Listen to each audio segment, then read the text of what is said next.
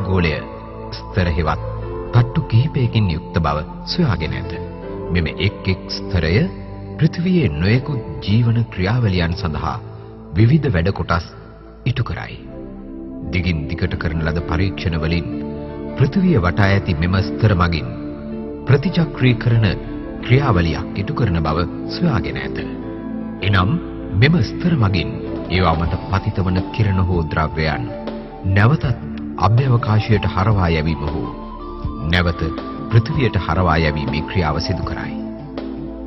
මේ ක්‍රියාදාමය ගැන අපි විස්තරාත්මකව දැනගනිමු. පොළොතලයේ සිට කිලෝමීටර 15ක් පමණ ඉහළින් නැති පරාවර්තී ගෝලය යනුවෙන් හඳුන්වන වායු ගෝලයේ පෘථිවියට ආසන්නම ස්තරය පොළොතලයෙන් ඉහළට නැගෙන ජල වාෂ්ප ඝනීභවනය කර පෘථිවියට ආපසු එවයි. මේ අප සරල බසින් වර්ෂාවයයි කියමු. ඊට ඉහළින් කිලෝමීටර 25ක් පමණ ඈතින් පිහිටා ඇති ඕසෝන් ස්තරය ඈත අජට ආකාශයෙන් පැමිණෙන හානිකර කිරණ සහ පාරජම්බුල කිරණයන් පරාවර්තනය කර ආකාශයටම ආපසු යවයි. ඉන් ඉහළින් නැති ස්තරය වන අයන ගෝලය පෘථිවියෙන් නිකුත් වන ගුවන් විදුලි, රූපවාහිනී, චන්ද්‍රිකා තරංග ඇතුළු සියලුම පණිවිඩ තරංගයන් පරාවර්තනය කොට පෘථිවියටම ආපසු එවන නිසා සියලු පණිවිඩ හෝමාරු කටයුතු සාක්ෂාත් වී ඇත.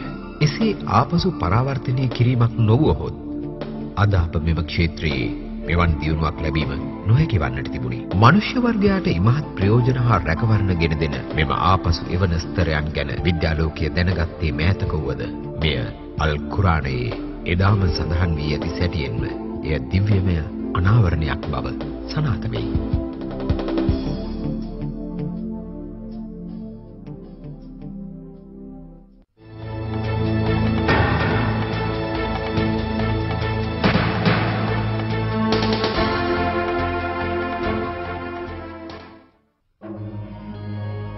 ශුද්ධ කුරානයේ අහස ගැන කියන විට එය ස්තර 7කින් නිම වී ඇති බව සඳහන් වේ. ඔබලා වෙනුවෙන් පොළොවේ ඇති සියල්ල පිළියෙල කළ ඔහු පසුව සිය අවධානය අහස් ගැබ වෙත හැරවී එය පටල 7කින් නිම වීය. ඔහුට සියලු වස්තුන් පිළිබඳ ඥානය ඇත. සූරා අල් බකරා 29. අහස් ගැබ දුමාරයක්ව තිබී විට ඔහු ඒ දෙසට හැරීය. සූරා අල් ෆුසයිලාත් 11. දින දෙකකින් ඔහු එම අහස කොටස් 7ක් ලෙසින් නිශ්චය කොට එක් කොටසකට හිමි නියෝගය පැනවීය. සූරා අල් ෆුසිලත් 12. අල් කුරානයේ බොහෝ තැන්වල පෘථිවියට හිමි අහස් ගැබ අදහස් කිරීමටද මුළු මහත් විශ්වය අදහස් කිරීමටද සමාවාත් යන අරාබි වචනය යොදාගෙන ඇත.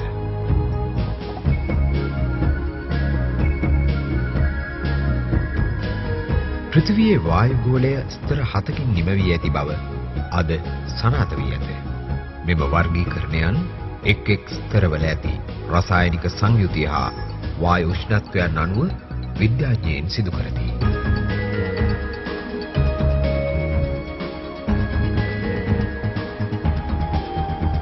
මෙම ස්තරයන් නවීන භූවිද්‍යාත්මක අර්ථ දැක්වීම අනුව මතු කියවෙන නම් වලින් හඳුන්වනු ලැබේ.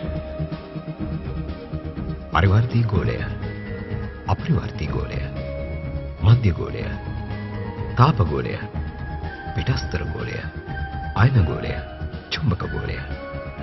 පෙරකී අල් කුරාන් දැකියේ එක් කොටසකට හිමි නියෝගය ඔහු පැනවී යයි සඳහන් වේ. එනම් එක් ස්තරයන්ට අයත් රාජකාරී දෙවියන් විසින් නියම කරන ලද්දේයි මෙයින් කියවේ. ඇත්තෙන්ම පෘථිවියේ ජීවත් වන මිනිසා ඇතුළු සියලු ජීවීන්ගේ පැවැත්ම සඳහා මෙම ස්තරයන් මගින් සිදුවන්නේ පුදුමාකාර සේවයක්. වර්ෂාව ඇති කිරීම පටන් හානිකර කිරණ රඳවා තබා අත්‍යවශ්‍ය කිරණයන් පෘථිවියට එවීම හා උල්කාපාතයන් නවතා ගැනීම දක්වා මෙම ස්තර වලින් සිදුවන ක්‍රියාදාමයන් ඉතා ආශ්චර්යමත්. අන් සියලු නිමැවුම් වල වෙන්ම මෙම ස්තරයන්ගේ හිමිකමද තමා සතුයයි අල් කුරානයේ කීප තැනකම දෙවියන් අපට සිහිපත් කරයි. වායුගෝලයේ ඇති ස්තර 7හි පෙනුම පිළිබඳව අපහට අල් කුරාන් වැකි මගින් දෙවියන් විසින් දැනුම් දී ඇත. ඔහු අහස් තලයන් 7ක් නිර්මාණය කළ බව ඔබ නොදකින්නවද? සූරා 93. අහස්තල 7ක් නිමෙව්වේ ඔහුමය. සූරා අල් මුල්ක් 3. පළමු යකියේ භාවිත වී ඇති තිබාකා යන වචනය ස්තරය හෙවත් යමක වැස්මක් යයි පරිවර්තනය වේ. මේ වචනය මෙහි උපයෝගී කර ඇත්තේ බහුවචනයෙනි. මේ අනුව ස්තර 7කින් යුත් අහසෙයි පවසා ඇති ඉහත වැකිය මගින් නිසකවම පවසා ඇත්තේ වායුගෝලය පිළිබඳවයි. මේ අපූර්ව විද්‍යාත්මක සත්‍යයන් කිසිදු විද්‍යා දැනුමක් නොපැවති එවන් යුගයක එලි කරගත හැකි මිනිසකු නොසිටි තත්වයක් තුළ කෙසේනම් අනාවරණය වූයේද?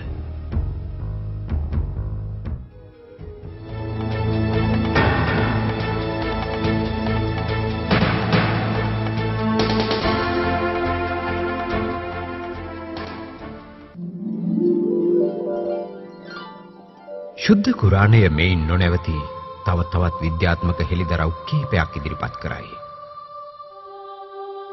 අප පොළව නොසෙල්වී තිබීම පිණිස ඒ මත ස්ථිර ලෙසින් මුල් බැසගත් කඳු ස්ථානගත කළෙමු.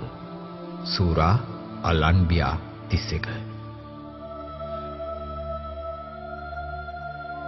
මෙම වැකියෙන් පොළොව තලයේ කම්පනයන් වැළැක්වීමට කඳුවලින් යමක් සිදුවන බව කියවේ.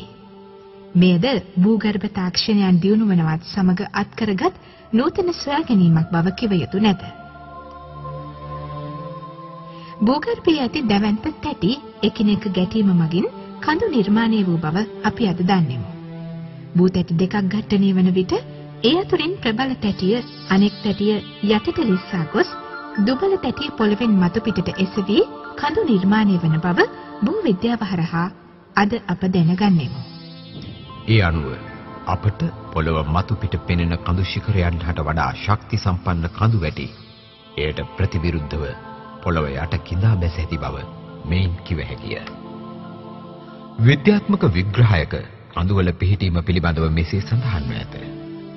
මහාද්වීප ඝනත්වයෙන් වැඩි නම් එනම් කඳු වැටි ඇති ප්‍රදේශවල මෙන් පෘෂ්ඨයේ ප්‍රවාරය මැන්ටලය තුලට වඩා ගැඹුරට කිඳා බසිනු ඇත. එක් ශුද්ධ කුරාන් වැකියක කඳුවල මෙම ක්‍රියාකාරීත්වය කූඤ්ඤය උදාහරණයක් ලෙසගෙන දක්වන්නට යෙදී ඇති සැටි බලන්න. අප මහ පොළොව පළසක් ලෙසින් හා කඳු කීලයන් හෙවත් කූඤ්ඤයන් ලෙසින් ඇති නොකලෙමුද? සූරා අන්-නබ 6:7.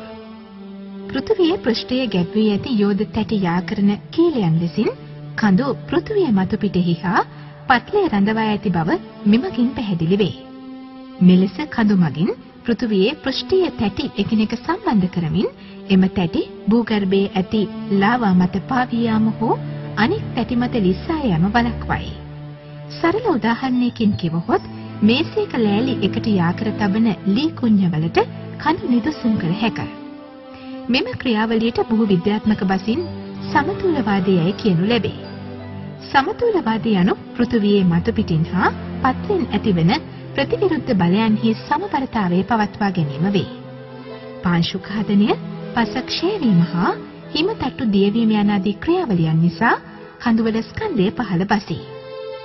එමෙන්ම යමහල් හෙවත් ගිනි කඳු පිපිරීම, ග්ලැසියරයේ ඇතිවීම හා පස වර්ධනය වීමෙන් ක්ෂය වූ ස්කන්ධයන් නැවත යථා තත්ත්වයන්ට පත්වේ. කඳු ස්කන්ධයන් අඩු වී සැහැල්ලු වන විට ඉහළ යන ද්‍රව්‍යයන් මගින් ඉහළට යොදන උඩුකුරු බලයෙන් එම කඳු ඉහළට එසවේ. එයට ප්‍රතිවිරුද්ධව කඳු ස්කන්ධය වැඩි වන විට ගුරුත්වාකර්ෂණ බලය නිසා එම කඳු පෘථිවිය තුළට නැවත කිඳා බසී. මෙම බලයන් දෙක අතර සමබරතාව රැකගන්නේ පෙරකී සමතුලවාදයෙනි. ගල්පර සහිත පෘථිවියේ දැඩි මතු පිට ගැඹුරු විභේද නිම්න වලින් ගමන් කරවනු ලැබ උණු වූ ලාවා වලට ඉහළින් පාවෙන තැටි තුලට බෙදී යන බව අද අප දනිමු. පෘථිවිය සිය අක්ෂය මත ශීඝ්‍රයෙන් කැරකෙන නිසා කඳුවල එකට යාකර තබා ගැනීමේ රාජකාරී නැති වුවහොත් මෙම භූ තැටි වෙන් වී යාමේ අවදානම ඇති වේ. එවැනි තත්වයක් ඇති වුවහොත් පොළව මතු පිට පස එක් රැස්න භූගත ජලයද ඒක රාශී නොවේ. තවද කිසිදු ශාකයක් පොළවේ හට නොගැනේ. කෙටියෙන් කිවහොත් පොළවේ මිනිසා ඇතුළු කිසිදු ජීවයක් නොපැවැත් දෙවියන්ගේ කරුණා මහිමයෙන් හා ආශ්චර්යමත් බලයෙන් කඳු ඇන මුරිච්චමින් ක්‍රියා කරමින් මේ තරම් විශාල විනාශයක් මඟහරවයි. මෙම භූගත විස්මයජනක ක්‍රියාවලිය විද්‍යාලෝකයේ සොයාගත්තේ වසර කිහිපයකට පෙර වුවද සර්ව බලධාරී දෙවියන් ඒ බව සිය කීකරු දූතයන්න් හරහා ශතවර්ෂ කිහිපයකට පෙරදී මෙහෙළි කළේය. අප පොළව නොසෙල්වී තිබීම පිණිස ඒ මත ස්ථිර ලෙසින් මුල් බැසගත් කඳු ස්ථානගත කළෙමු. සූරා අල් අන්බියා 31